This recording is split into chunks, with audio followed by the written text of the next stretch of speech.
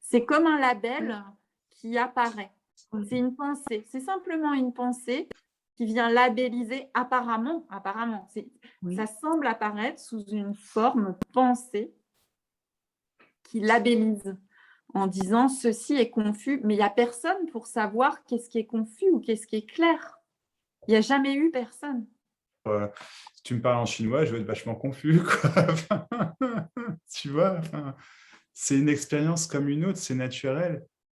Mais il n'y a pas de clarté à trouver et il n'y a personne qui est confus déjà, en fait.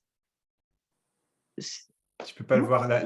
La clarté, c'est la clarté. La confusion, c'est la confusion. Point barre. La souffrance physique, c'est la souffrance physique. Le sourire, c'est le sourire. Tu vois. Enfin, réellement, quoi. C'est tout est tout. Tout est tout. Et souvent, C'est c'est pas ce qui, dense. dans l'expérience apparente, ce qui peut sembler voilé, c'est la résistance, en fait. Par exemple, s'il y a une confusion, alors on va mettre du gros label, mais s'il y a une confusion apparente, ce qui va la rendre encore plus dense dans l'apparence, ça va être une apparente résistance à cette apparente confusion. Tout est impossible. Ouais. Il n'y a pas de clarté à trouver, quoi. Déjà, pas vraiment de... C'est rien. En fait, c'est ça. L'illusion, c'est la clarté. Il n'y a rien qui joue quoi que ce soit. Tu vois, la clarté, comme si c'était un truc réel. Donc, si ce n'est pas moi, c'est la clarté. Tac, la personne veut...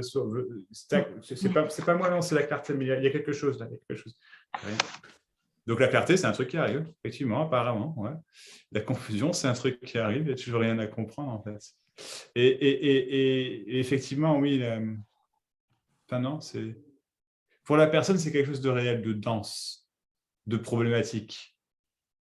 Et blablabla, bla, bla, c'est que des mots, encore une fois. Mais... Et c'est... Enfin, quand j'aurai atteint la clarté, c'est bon, j'aurai plus de problème. Et non, hein, Et c'est presque même l'inverse, mais sachant que tout ce qui est en train d'être dit là, ce sont des histoires. Hein.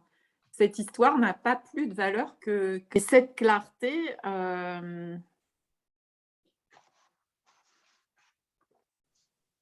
Ouais, c'est même l'inverse, c'est que finalement, ce gros bordel apparent, c'est cela, quoi. Mm-hmm. C'est cela. Et en fait, l'illusion, c'est de croire qu'il ne devrait pas y avoir ce truc qui est complètement confus, quoi. Mais confus, c'est un label, en fait, mais c'est un peu comme si le ciel disait « je ne veux plus, dans l'apparence, qu'il y ait la grêle, les tempêtes, les arcs-en-ciel, les éclaircies. Mais en fait, ça n'a... C'est exactement ça. C'est exactement ça. Mais l'absolu et le relatif, etc., etc. Il n'y a plus de questions autour de ça, si tu veux. Tout ce qui vient d'être dit, on pourrait très bien dire l'inverse, en fait. Enfin, dans une heure, on pourrait refaire le truc et puis on dirait, bah si, il y a de la clarté. mais c'est exactement ça. On n'en sait rien, c'est que là, ça sort comme ça. Mais en fait, c'est pas une personne qui formule ça, c'est que ça sort comme ça. On aura le dernier mot. C'est ça, quoi. Mais c'est chouette. C'est ça, encore une fois, c'est...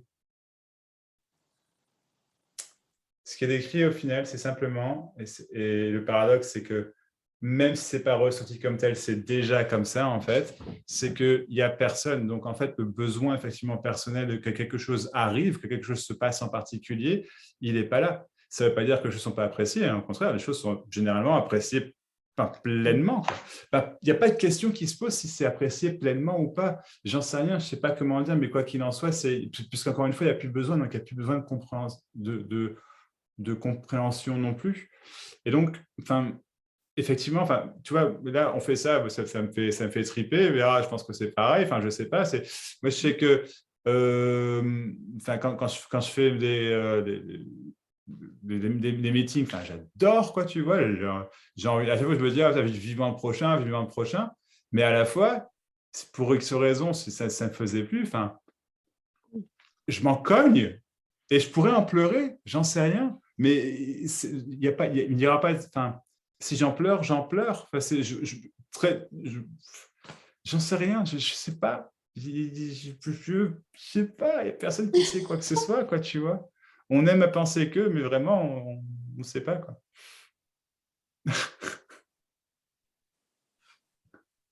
C'est que il y a un besoin apparent de ce côté-là, donc il y a une réponse qui sort, entre guillemets, automatiquement, si tu veux, de dire,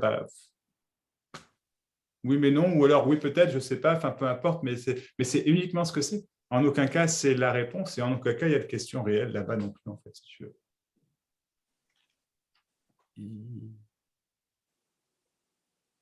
Et puis, tu sais, quand tu trouves, tiens, si là, Vera te donne une réponse satisfaisante, si moi je te donne une réponse satisfaisante, etc., c'est satisfaisant pour un moment. C'est le principe même, c'est la définition même de la satisfaction, si tu veux. Je suis satisfait, mais il n'y a pas de satisfaction personnelle tout le temps. C'est constant, si tu veux. Ça n'existe pas. Mais il y a effectivement l'absence, je dirais, de besoin de satisfaction. Du coup, satisfait, pas satisfait, je ne sais pas de quoi on parle.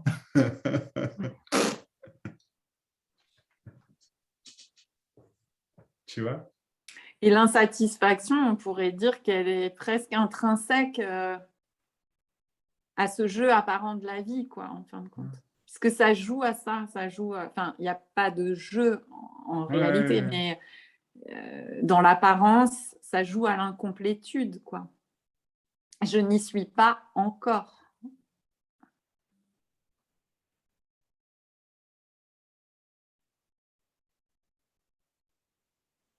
Il me manque quelque chose, il manque quelque chose à moi.